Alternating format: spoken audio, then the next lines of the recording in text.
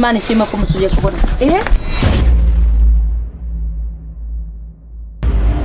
Oya.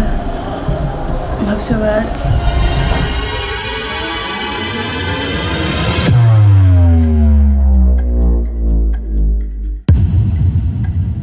None wasanze mu rugo amahoro. Samahoro. Elise. Mbarira mwana none ibi byahora bimufata. Aho mwari hari y'ubujumbura ibintu byahora bimufata. Naje kukumenyesha ko ufite umukunzi. Kuko ndakunda Elise. Nta kintu na kimwe cyorohera Elise.